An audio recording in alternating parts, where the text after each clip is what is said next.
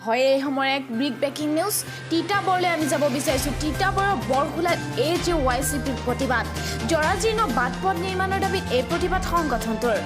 বৰখোলা থানাৰ সমীপতে অৱস্থান ধৰ্মঘট কাৰ্যসূচী AGYCPৰ দুৰ্নীতি পৰায়ণ ঠিকাদাৰ অভিযন্তাৰ ওপৰতো ব্যৱস্থা গ্ৰহণৰ দাবী চৰকাৰ বিভাগ বিৰোধী শ্লোগানেৰে উত্তাল অসম জাতীয় ছাত্ৰ পৰিষদ বৰহোলা আঞ্চলিক সমিতিয়ে বৰহোলা অঞ্চলৰ বিধ্বস্ত পথসমূহ নিৰ্মাণৰ দাবীত আজি অৱস্থান ধৰ্মঘট কৰিছে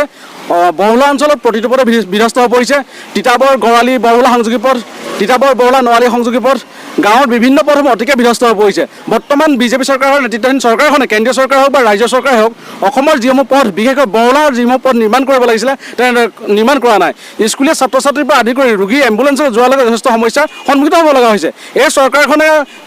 বিগত সময়ত অকল ফটা ঢোলটো কোবাই আহিছে ফটা ঢোলটো কোবোৱাৰ ফলত সেই ফটা ঢোলটো খুব সাধাৰণ জনৰ মূৰত পৰিছে তেখেতলোকে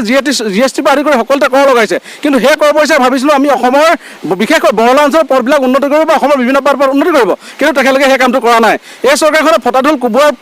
বাবেই জনসাধাৰণ আজি জুৰুলা হ'ব লগা হৈছে চৰকাৰখনে অকল শোষণ নীতি অৱলম্বন কৰিছে আজি অসমৰ পৰা যথেষ্ট বস্তু শোষণ কৰি লৈ গৈছে কিন্তু যিটো অসমে তাৰ পৰা প্ৰাপ্য পাব লাগে সেই প্ৰাপ্য নিশ্চয় অসমৰ জনসাধাৰণৰ বিভিন্ন পথসমূহ নিৰাময় কৰিব পাৰিলেহেঁতেন উন্নয়ন কৰিব পাৰিলেহেঁতেন কিন্তু তেখেতলোকে সম্পূৰ্ণ ফোপোলা স্বৰূপটো তেখেতলোকে উদঙাই দিছে গতিকে অসম চৰকাৰ ভাৰত চৰকাৰ স্পষ্টকৈ বৰহোলা অঞ্চলৰ পৰা আমি দাবী জনাইছোঁ বিশেষকৈ সৰ্বানন্দনত আমি দাবী জনাইছোঁ যদিহে অনাগত দিনত ক্ষিপ্ৰতাৰে তেখেতলোকে বাট পথসমূহ উন্নয়নৰ ব্যৱস্থা নকৰে তেতিয়াহ'লে অসম জাতীয় ছাত্ৰ পৰিষদে ইয়াতকৈ জংগী আন্দোলন কাৰ্যসূচী ল'বলৈ বাধ্য হ'ব আপোনালোকে আজি চাওক স্কুলৰ ছাত্ৰ ছাত্ৰী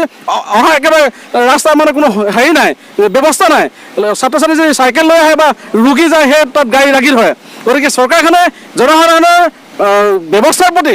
গুৰুত্ব দিয়া অতিকে প্ৰয়োজন আছিল কিন্তু তেখেতলোকে গুৰুত্ব দিয়া নাই তেখেতলোকৰ চকীখনক লৈ বিশেষকৈ কোন কি মন্ত্ৰী হ'ব এই ব্যৱস্থাত লৈ তেখেতলোকে প্ৰতিটো সময়তে গুৰুত্ব প্ৰদান কৰা দেখা গৈছে গতিকে অসম জাতীয় ছাত্ৰ স্পষ্ট দাবী যদি কম দিনৰ ভিতৰত তেখেতলোকে অসমৰ বাট পথসমূহ লগতে বৰহোলা অঞ্চলৰ বিধ্বস্ত ৰাস্তাসমূহ যদি মেৰামতি নকৰে তেতিয়াহ'লে অৱস্থান ধৰ্মঘটৰ পৰা পৰ্যায়ক্ৰমে আমি ইয়াতকৈ জংগী কাৰ্যসূচী ল'বলৈ বাধ্য হ'ম